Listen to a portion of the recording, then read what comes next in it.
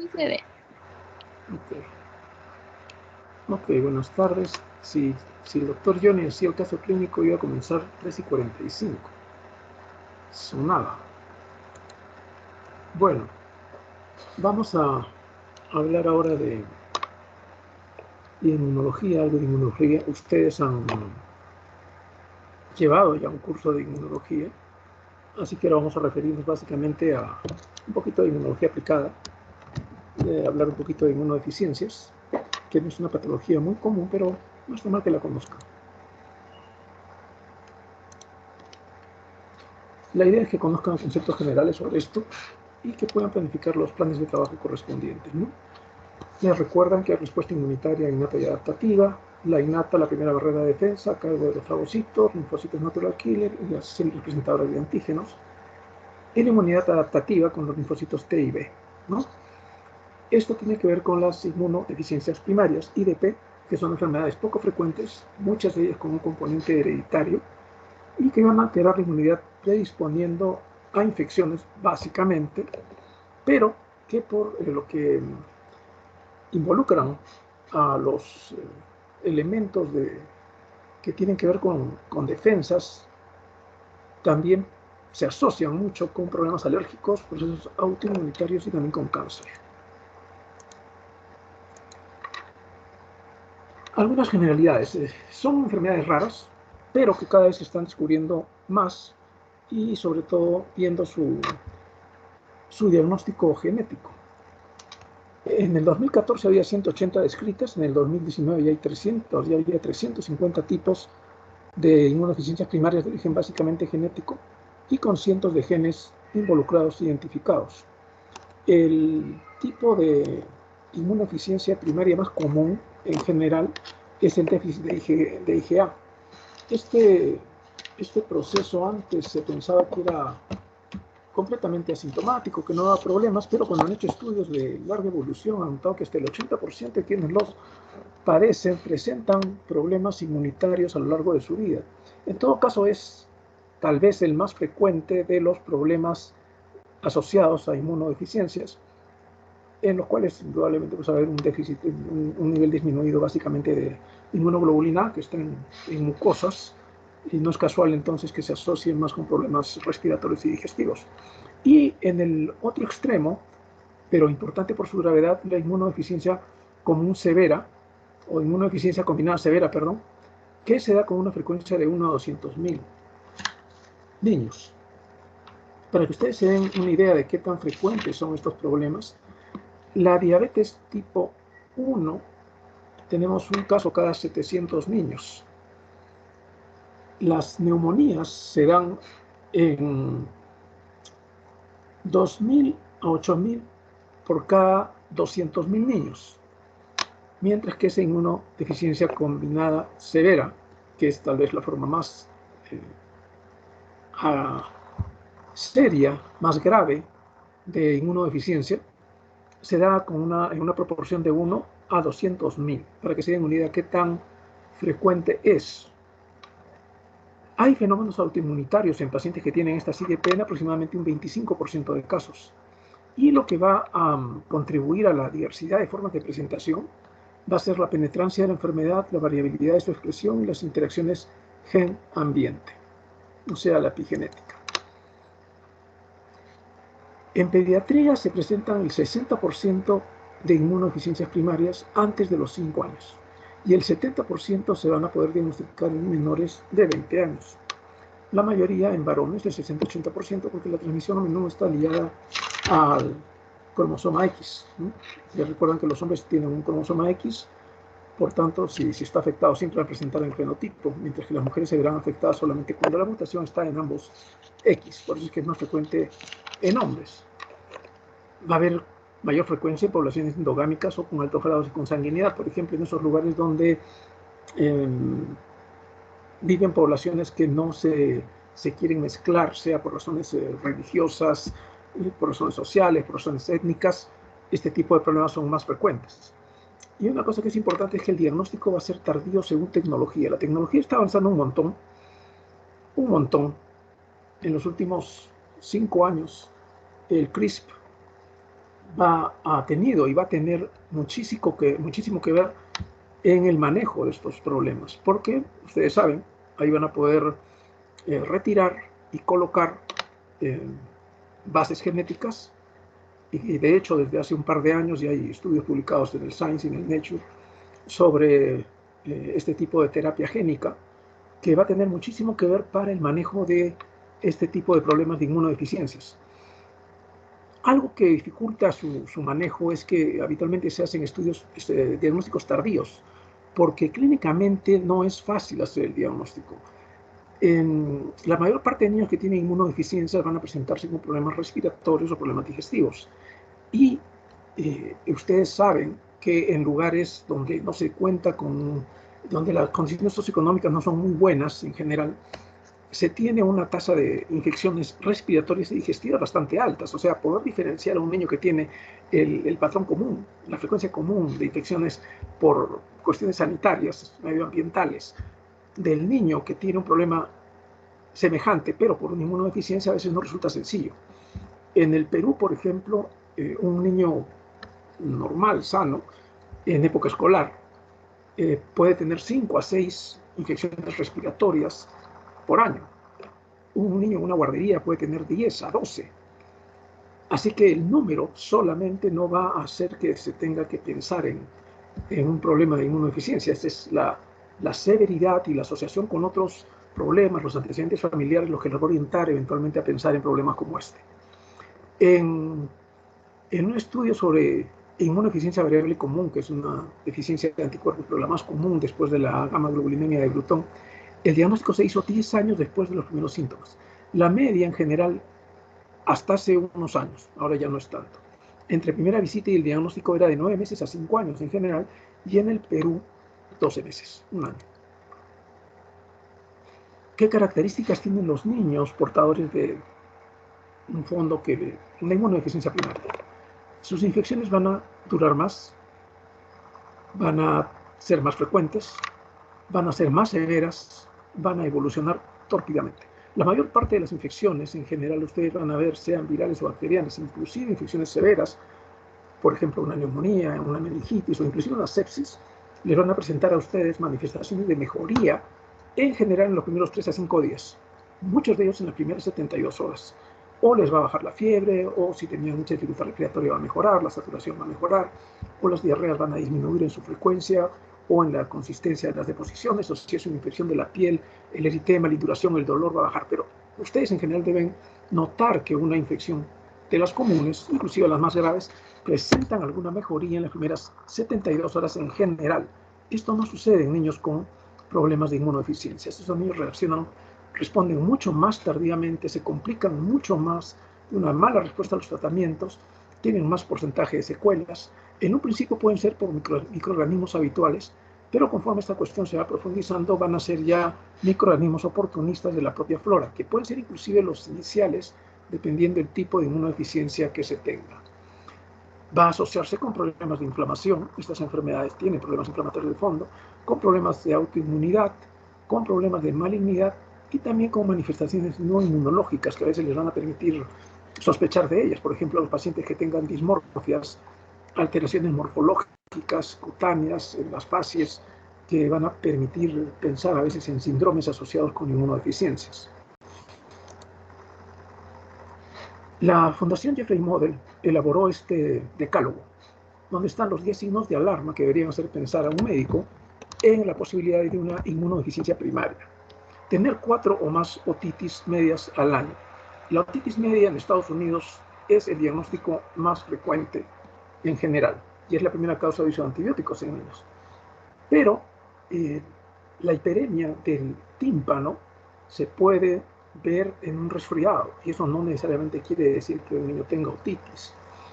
Nosotros no vemos en realidad mucha otitis, probablemente es un sobrediagnóstico.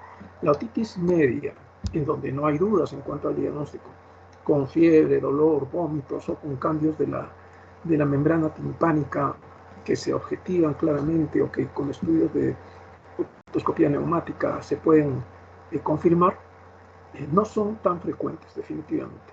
Así que 4 de estas otitis al año o más ya tienen que hacerles pensar en un problema de inmunodeficiencia. 2 o más sinusitis graves al año. Recuerden que los niños en general comienzan a presentar sinusitis más después de los 4 o 5 años recién, cuando los senos están ya mejor desarrollados que cuando son pequeñitos, ¿no? El tener una enfermedad que requiera tratamientos con antibióticos por 2 o más meses con poco efecto, o sea, el niño no se cura. Tener 2 o más neumonías en un año. La neumonía es un problema invasivo. Esto es interesante porque el factor predisponente en el Hospital General, por ejemplo, donde yo trabajo, la causa más frecuente de hospitalización por problemas respiratorios es el asma, muchas veces acompañado de neumonía, y a veces también ingresan por neumonías con una base asmática. Entonces, ahí hay que tener cuidado para ver cuál es el problema de base, y no necesariamente tiene que ser un problema de inmunodepresión. La falla para ganar peso ocurre normalmente en un lactante, que no se da necesariamente porque el niño no coma, sino porque estos niños hacen infecciones, muchas veces gastrointestinales, que los tienen mucho tiempo con diarrea, lo cual no les permite crecer como un niño que no tiene estos problemas. Las infecciones recurrentes de partes blandas o abscesos de órganos, como el hígado, por ejemplo, eso no son cosas frecuentes, para nada. Las partes blandas, la piel, por ejemplo, tiene mecanismos de defensa sumamente eficaces, que nos permiten, a pesar de todas las agresiones que reciben los niños, que se paran raspando, haciendo heridas por todos lados, que hagan infecciones con mucha facilidad, ¿no? La candidiasis oral o cutánea persistente. Persistente quiere decir pues, que tiene 3 o 4 semanas de una infección micótica oral o en la zona del pañal y que no cura con nada, por más que ustedes le dan después del año de edad. El hecho de que tengan que usar antibióticos intravenosos cada vez que el niño se enferma, o sea, no lo curan con jarabes, tienen que hospitalizarlo, ponerles medicamentos intravenosos, también tienen que hacer sospechar inmunodeficiencias. Tener 2 o más infecciones de tejidos profundos o una historia familiar de inmunodeficiencia. Los antecedentes familiares son súper importantes en general en todo este tipo de enfermedades. Las más comunes en general son las deficiencias humorales, las deficiencias de inmunoglobulinas, 50 a 60% con formas de presentación muy variadas. Ustedes tienen que tener en cuenta que los niños van a estar protegidos los primeros 3 a 6 meses por los anticuerpos que la madre les pasa. Eso hace que en problemas asociados con deficiencia de inmunoglobulinas, los niños presenten los problemas después, habitualmente, de los primeros 6 a 9 meses. La clínica habitual van a ser las infecciones de repetición, principalmente respiratorias y digestivas, porque las inmunoglobulinas están, la IgA, por ejemplo, la IgM van a estar mucho en mucosas, que son la puerta de entrada de las infecciones respiratorias y digestivas, ¿no? Y una vez que se meten a cavidades profundas o a la sangre, también las inmunoglobulinas van a estar dentro de la respuesta primaria. Si no se tiene un nivel adecuado de eso, no se va a poder agredir, opsonizar a los gérmenes encapsulados, que son básicamente, o eran, neumococo y hemófilos, los más frecuentes, y estos bichos van a producir enfermedades invasivas, y por enterovirus también. La más conocida es dentro de las deficiencias humorales, es la gamma-globulinemia ligada a X, la gamma-globulinemia de Bruton.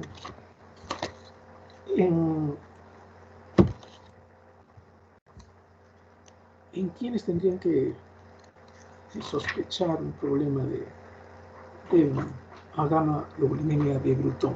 Les voy a presentar un caso clínico, por ejemplo, un niño con un problema de estos. Un niño de 3 meses y medio, o sea, bastante pequeño, con un embarazo controlado, sin problemas, con progenitores sanos, no consanguíneos, 2 hermanas de 3 y 10 años sanas y 5 hermanos varones fallecidos antes del año de edad, todos por cuadros respiratorios complicados. Este niño tiene 3 meses, no tiene ninguna infección todavía porque está protegido por los anticuerpos maternos, pero tiene el antecedente de tener 5 hermanos fallecidos por infecciones respiratorias complicadas, y todos antes del año de vida. El niño crece bien, no tiene ningún problema, pero esto es suficiente como para que ustedes sospechen de una inmunodeficiencia. Le hace su estudio y le sale una cifra absoluta y de subclases de inmunoglobulinas totalmente bajas. Es un ejemplo de lo que ustedes podrían eventualmente ver relacionado con la historia clínica simplemente. relacionado con la historia clínica. Hay otras patologías, la inmunodeficiencia selectiva de IgA, por ejemplo. En un caso hay una inmunodeficiencia selectiva de IgA. Una niña de 10 años con antecedentes de rinitis alérgica y antecedentes familiares de atopía, o sea, problemas alérgicos, y que el año de edad comienza con infecciones respiratorias altas a repetición, faringoamigdalitis, gripes de evolución prolongada. A los 7 años un problema dermatológico, eritemático medicamentoso. Le hacen estudios inmunológicos y le encuentran ausencia de IgA con IgG normal y IgM normal. Eso es una presentación, una forma de presentación de la inmunodeficiencia selectiva por IgA.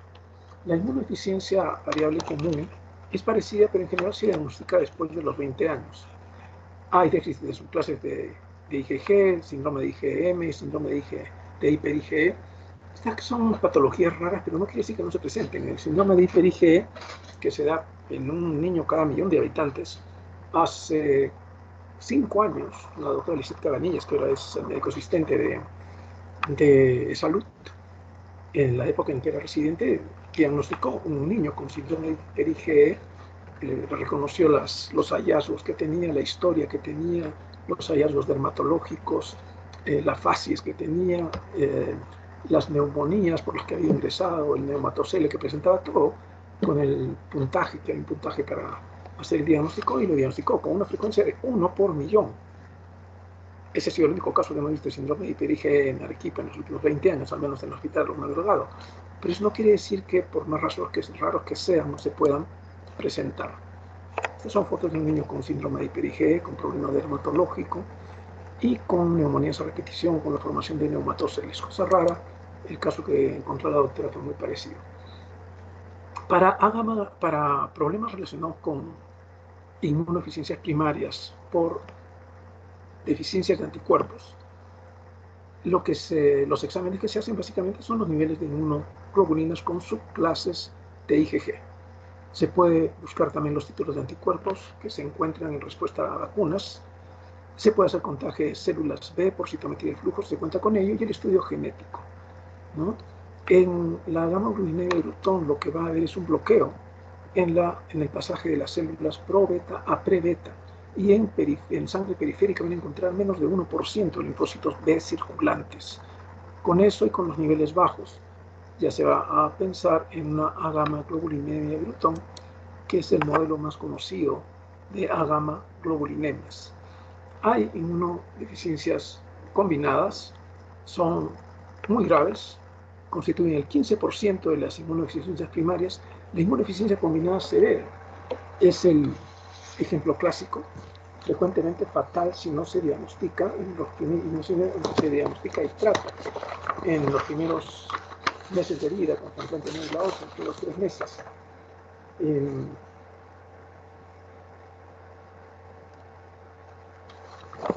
Ahí se puede sí producir, como hay problemas de inmunidad celular y humoral, se pueden presentar infecciones desde muy temprano con los agentes que más se asocian con la inmunidad celular: virus, gérmenes como hongos y micobacterias.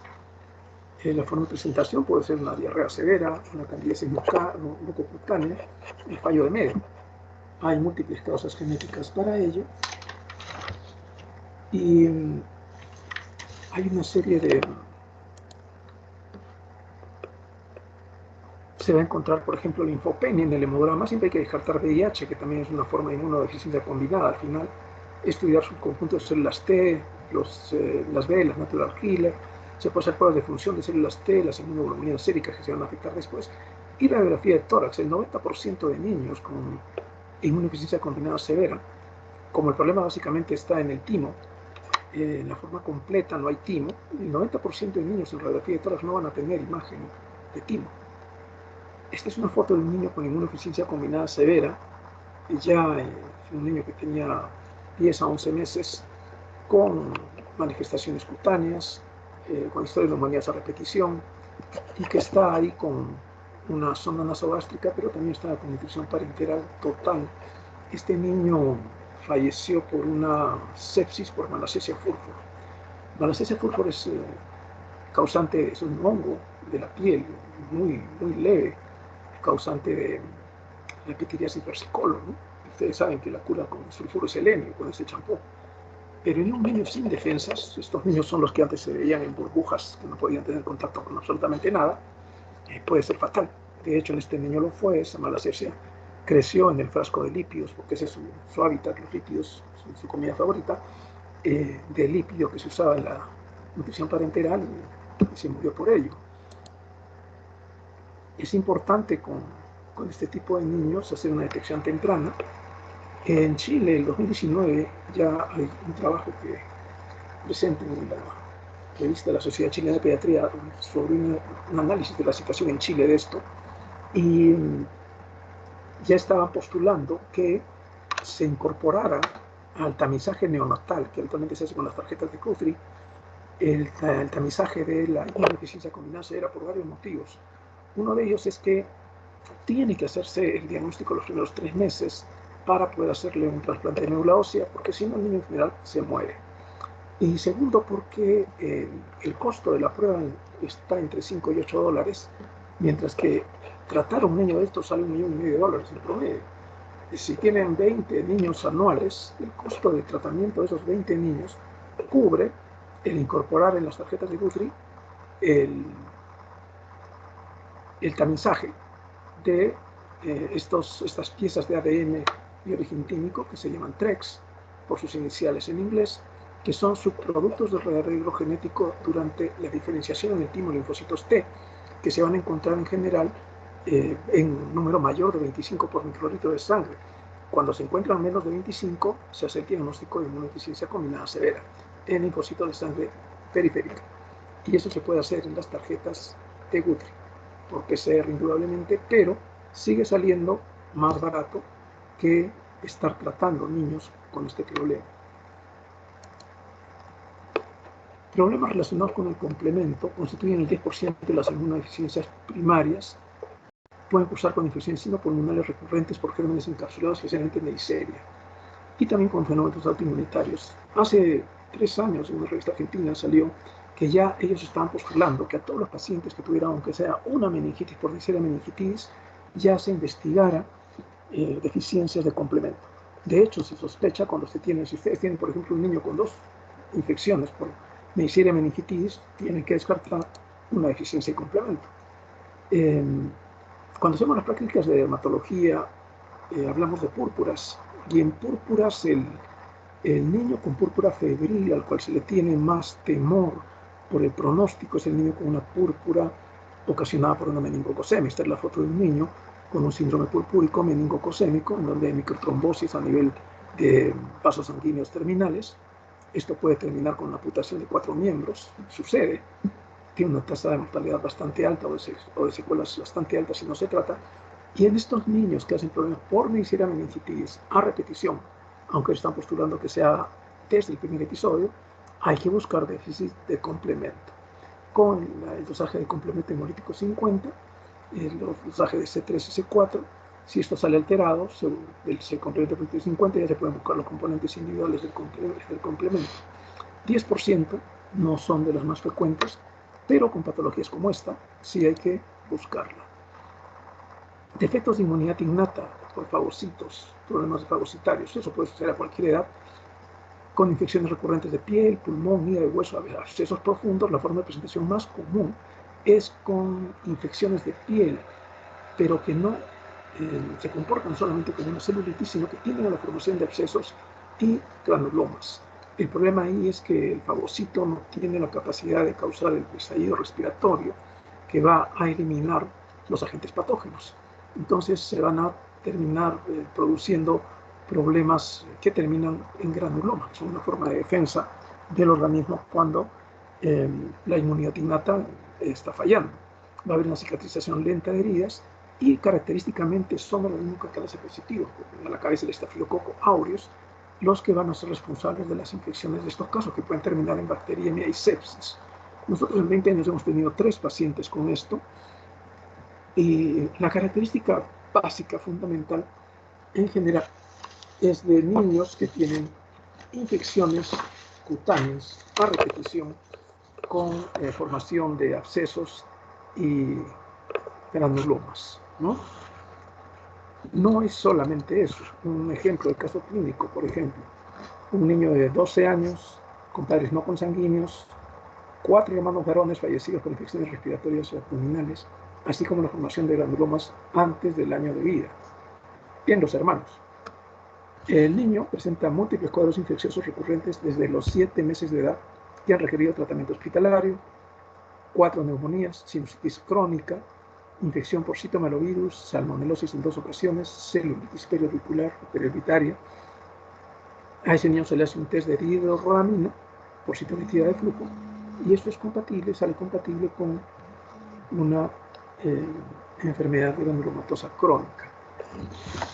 Si ven el patrón de enfermedades es de diferentes órganos y sistemas, pero son recurrentes y son severas. Habitualmente necesitan hospitalización diagnóstica de cicatrices cutáneas, o sea, no es tan difícil pensar en este caso de las inmunodeficiencias que por sus manifestaciones dermatológicas se puede sospechar de ellas con más facilidad. Los defectos del fagocito pueden comenzar en niños desde las neutropenias, en niños pequeñitos. A veces uno hace un examen de control en un niño de 6 meses, 7 meses, encuentra una neutropenia de 1000 leucocitos. Y ahí lo que hay que hacer es dosajes de hemogramas cada 2 semanas. A veces son neutropenias pasajeras, secundarias a medicamentos, a infecciones virales, pero siempre hay que pensar en la posibilidad de una neutropenia más seria, que eventualmente requiere un examen de médula ósea, cuando a lo largo de los 2 meses de estudio que más o menos se hace, el niño no modifica su fórmula leucocitaria o comienza a hacer infecciones a repetición. Defectos de moléculas de adhesión, esto es raro, se sospecha cuando un niño llega, por ejemplo, con el cordón umbilical que no se le desprende, tiene 1 mes y el cordón no se desprende. En esos casos puede tener hasta el cordón infectado, pero no va a haber una respuesta neutrofílica adecuada, va a haber infecciones sin inflamación y ahí eventualmente se va a encontrar defectos de la adhesión, de las moléculas de adhesión de los neutrófilos. Pero la enfermedad más conocida en general con defectos del fagocito es la enfermedad granulomatosa crónica que les acabé de describir. En esos casos, la prueba que se hacía antes era la reducción del azul de nitrotetrazolio. Ahora se usa la citometría de flujo. Definitivamente es mucho más sensible, mucho más específica. Es una técnica en la cual se usa rayos láser con fluorescencia y se ve muy bien la imagen de la falta de respuesta del fagocito en comparación con el paciente control, ¿no? Y la secuenciación genética.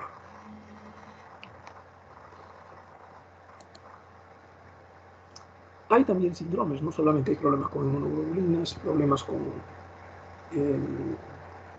las células T o las células B, con el complemento, con el fagocito específicamente. También hay síndromes que se sospechan mucho con, a veces, simplemente las dismorfias.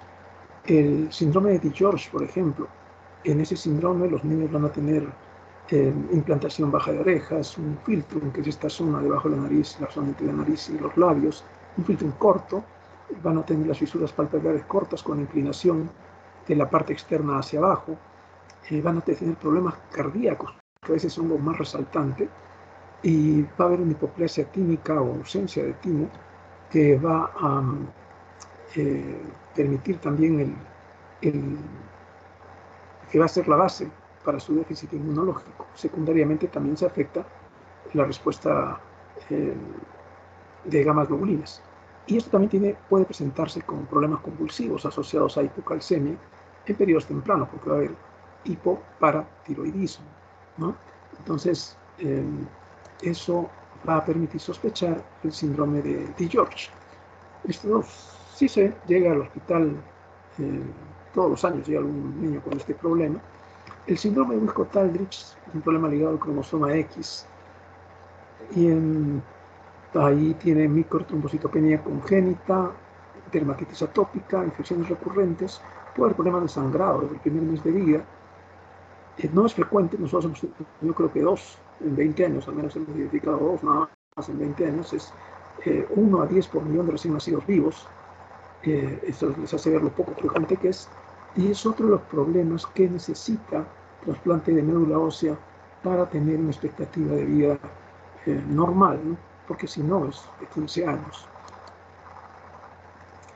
Más frecuentes probablemente que las inmunodeficiencias primarias en países como el Perú sean las inmunodeficiencias secundarias, aquellas relacionadas, por ejemplo, por el hecho de ser prematuro, de usar tratamientos inmunosupresores, corticoides por periodos prolongados, pacientes esplenectomizados, post-transplantados, pacientes con VIH, infecciones por citomegalovirus y Epstein-Barr, pacientes diabéticos con insuficiencia renal, malnutridos, niños con síndrome nefrótico, anormalidades cromosómicas, anomalías de células falciformes, que, bueno, acá hemos tenido un par de pacientes venezolanos con eso, problemas del tejido conectivo, como lupus eritematoso, por ejemplo, problemas de cáncer, con la leucemia en la cabeza.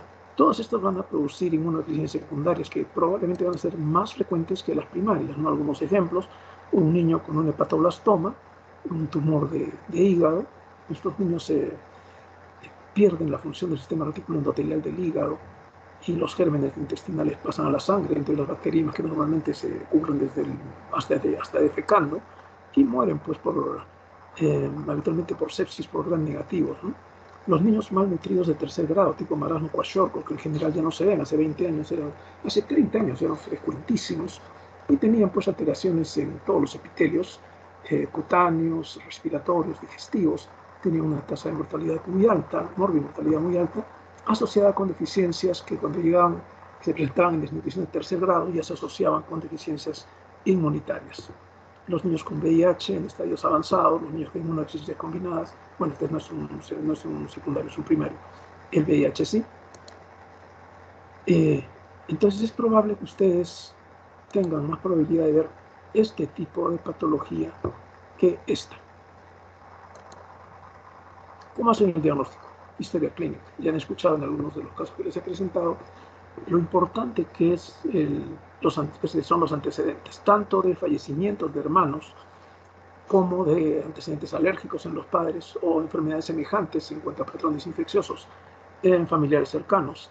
La edad de debut, en general los problemas relacionados con células T van a dar manifestaciones desde los primeros meses de vida, mientras que los problemas asociados con deficiencia de inmunoglobulinas se van a presentar después de los 6 meses, ¿no? Los antecedentes personales para sospechar este tipo de problemas, el patrón clínico predominante, el tipo de infecciones, la localización, el tipo de germen, problemas de autoinmunidad, fiebres recurrentes, y el examen físico minucioso, buscando dismorfias, lesiones cutáneas, adenopatías, visceromegalias, problemas neurológicos, etc. El plan de trabajo en general, lo más importante es el hemograma, donde van a buscar citopenias. La linfopenia habla bastante de problemas de este tipo, la neutropenia también, sobre todo en el primer año, la trombocitopenia por la asociación con otros problemas, no con un fenómeno primario en general, y los estudios de inmunoglobulinas cuando sospechen el asunto. Si ustedes sospechan de una inmunodeficiencia por un niño que tiene patrón de infecciones recurrentes, con estos 2 exámenes, un hemograma y las inmunoglobulinas y sus clases, que ahora están en 300 soles, la prueba antes era 600, está más accesible ahora, pueden hacer el diagnóstico hasta en el 60% de niños con inmunodeficiencias, porque entre el 50 y el 60% van a tener problemas relacionados con inmunoglobulinas, no con problemas celulares. Si se puede hacer una citometría de flujo, excelente, porque se busca ahí los CD3, los linfocitos helper, los linfocitos citotóxicos, los natural killer, la relación CD4-CD8, que está invertida habitualmente, lo veíamos en niños con VIH, los agentes complementos C3 y C4, el complemento hemolítico 50, para la función fagocitaria en enfermedad granulomatosas crónica, específicamente el test de dihidrorodamina, tratar de buscar los gérmenes causales y siempre descartar que no hay un factor de inmunodeficiencia secundaria como base del problema. El tratamiento habitualmente necesitan ustedes usar antibióticos de forma más prolongada, con antibióticos de los más potentes, en las dosis más máximas y por vía endovenosa. En aquellos que ya tienen diagnóstico de problemas de inmunoglobulinas, la inmunoglobulina endovenosa periódica permite que tengan una vida completamente normal. El interferón, que se usa como un inmunomodulador en niños mientras están esperando el trasplante. La adenosina-aminasa en el tipo de inmunodeficiencia común severa, por deficiencia de esta enzima, donde ya se está usando también terapia génica en países más desarrollados, inoculando genéticamente las bases para que se pueda sintetizar esta enzima. La profilaxia antibiótica en niños con problemas ya establecidos. Curativo, el trasplante de médula ósea ya empezó hace unos años y a futuro tal vez sea lo más utilizado, la terapia génica. Esta tecnología está cambiando todo, absolutamente todo, tanto para estudio como para tratamiento. No usar vacunas con agentes vivos en estos niños y las medidas generales de higiene personales y ambientales. ¿Cómo van las inmunodeficiencias en el Perú? Al año 2018 había 177 casos diagnosticados. Según estudios de lo que se esperaría como frecuencia, para ese año deberían haber sido 1.325, lo cual habla de la dificultad y del subregistro que se tiene real de inmunodeficiencias en general. Para este estudio solo reportaban 4 hospitales, el 0.6% del total nacional. La mayoría de hospitales en general no participaron en este estudio. Lo que se halló fue 37% con déficit de anticuerpos. Segundo lugar, los asociados a síndromes, como por ejemplo el síndrome de Dios. Tercero, los defectos fagocitarios. Según la Sociedad Latinoamericana de Inmunodeficiencias Primarias, lo que ellos reportan es déficit de anticuerpos 60%, inmunodeficiencia combinada severa 10%. En Colombia, de 1987 al 2017, un estudio que encontró 891 pacientes, déficit de anticuerpos 74%, inmunodeficiencia combinada severa casi 10% y efectos fagocitarios 4.3%. Entonces ustedes ven, las frecuencias en general son las mismas en la mayoría de países. Déficit de anticuerpos siempre a la cabeza en porcentajes importantísimos. Los de Perú, déficit de anticuerpos 15, inmunodeficiencia variable común, que tiene un componente de anticuerpos, definitivamente se engloba dentro de lo mismo, 9, síndromes 39, Witt-Hotal de 13, de George 9, ataxia telangiectasia 11, inmunodeficiencia combinada severa 8, defectos fagocitarios 26, enfermedad de neumatosa crónica 4, neutropenias 16, 4 neutropenias congénitas. Defectos de la inmunidad innata, candidiasis mucocutánea con mutación en STAT4, 6, enfermedad por disregulación inmune 10, defectos del complemento 10, fenocopias de roles innatos y inmunidad 5. Estas son patologías que no son inmunitarias, pero se presentan como si lo fueran. Y 74 de estas, 177 con diagnóstico genético. Ahora más, en el Instituto Nacional del Niño ya tienen la tecnología para hacer esto de una manera muchísimo más regular. De los casos con trasplante de médula ósea, 7 se operaron, 7 eran de salud, 2 del Instituto Nacional del Niño, 4 fueron a Estados Unidos a hacerse trasplante de médula ósea, 4 en el Rebagliati y 1 en el Instituto de Salud. 2 fallecieron, el primero de Perú y 1 en Estados Unidos con neutropenia congénita. Los otros 7 salieron bien del procedimiento. ¿Qué conclusiones se puede sacar de todo esto? Primero, que las inmunodeficiencias primeras son raras. El 50% al 60% van a ser déficit de inmunoglobulinas, una cuarta parte de déficit combinados, linfocitos T y B, un 15% efectos fagocíticos y un 10% efectos de complemento. Pueden ser emergencias en la infancia, como por ejemplo los déficits de las inmunodeficiencias combinadas severas son emergencias. Lo que debe guiar el plan de trabajo debe ser el cuadro clínico. Tienen que sospechar de niños en general que tengan infecciones recurrentes a repetición, más frecuentes que el promedio, que en el Perú son bastante altas en frecuencia, pero que además se diferencian por los agregados: severidad, órganos afectados, gérmenes involucrados, que pueden no ser los más comunes, la necesidad de terapias más agresivas, la falta de respuesta, todo lo que vimos en los cuadros que hemos pasado. La terapia curativa, el trasplante de médula ósea,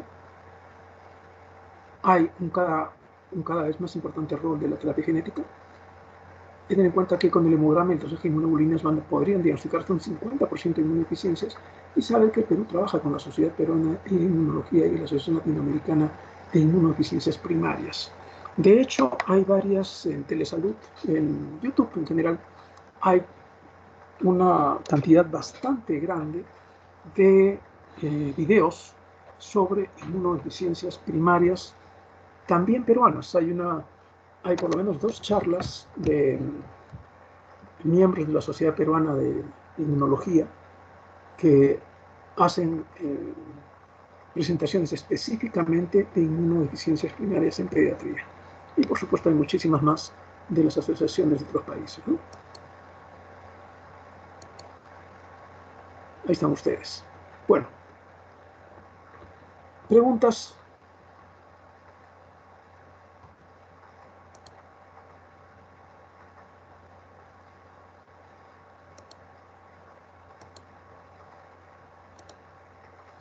¿Alguna pregunta?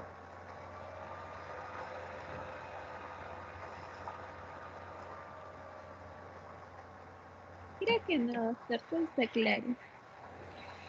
Ok, bueno, gracias por la atención. Que descansen. Muchas gracias por la clase, Conversamos. Chao, chao. doctor.